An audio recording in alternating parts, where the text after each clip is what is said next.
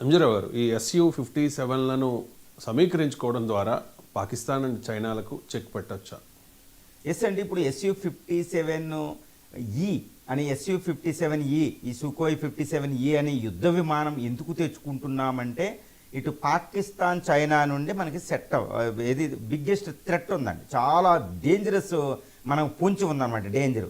Especially Pakistan నుంచి ఇప్పుడు China నుంచి అది తెచ్చుకుంటుంది. ఒక 40 J-35 5th generation ఫైటర్స్ని Pakistan తెచ్చుకుంటుంది. J-10 తెచ్చుకుంది, J-17 థండర్ అని తెచ్చుకుంది. కాబట్టి ఇటు పాకిస్తాన్ ఈసారి మళ్ళీ యుద్ధం జరిగితే మనం 5th జనరేషన్ ఫైటర్ అది వాడుతుంది. మనం వాడలేదు అనుకోండి, ఢిల్లీ దాకా సొచ్చుకొచ్చేస్తారు అన్నమాట. ఎందుకంటే అవి స్టెల్త్ ఫైటర్స్. స్టెల్త్ అంటే మన రాడార్లకి కనిపించవు, కాబట్టి మన డేంజర్ ఉంది. కాబట్టి అది మనం తెచ్చుకోవాలంటే పాకిస్తాన్ యొక్క బెదిరింపు తట్టుకోవాలంటే మనకి SU-57 కావాలి.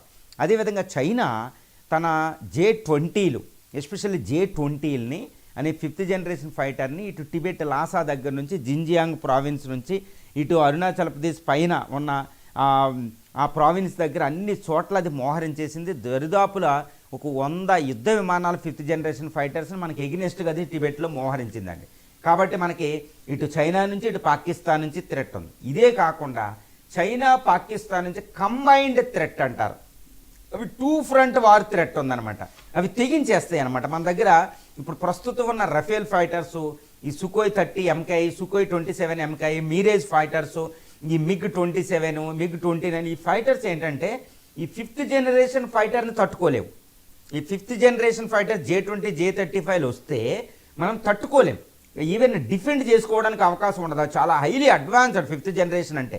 5th జనరేషన్ అంటేనే అడ్వాన్స్డ్. చూడండి, ఐఫోన్ కొంటాం, ఈ 2nd జనరేషన్కి ఇప్పుడు వచ్చే జనరేషన్కి ఎంత డిఫరెన్స్ ఉంటుంది.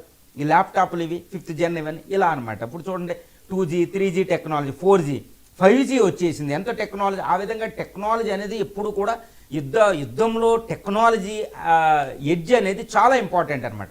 అందువల్ల 5th జనరేషన్ చైనా పాకిస్తాన్ వాడితే ప్రస్తుతం మన ఎయిర్ ఫోర్స్లో ఉన్న Rafale 4.5 generation, Tejas 4 generation, Sukhoi 30 MKI 4th generation, Mirage 4th generation, ఇవన్నీ తట్టుకోలేవన్నమాట. పూర్తి స్థాయి యుద్ధం మనం చేయలేమన్నమాట.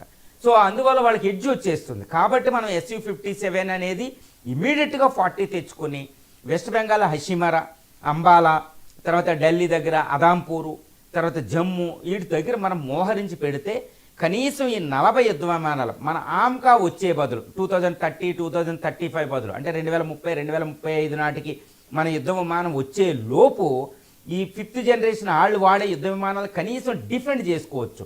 రక్షణ కోసం మనం వాళ్ళు రాకుండా ఆపగలిగిద్ది అనమాట. సో అప్పుడు మనం మిగిలిన ఎయిర్ ఫోర్స్ వెళ్ళి వాళ్ళని అటాక్ చేయగలుగుతాం. సో డిఫెండ్ చేసుకోవాలి, అటాక్ చేయాలి. ఎయిర్ ఫోర్స్ మనకు తెలుసు, ఇప్పుడు మోడర్న్ వార్ఫేర్లో ఎయిర్ ఫోర్సు అనేదే చాలా కీలక పాత్ర పోషిస్తుంది ఆర్మీ కంటే, నేవీ కంటే.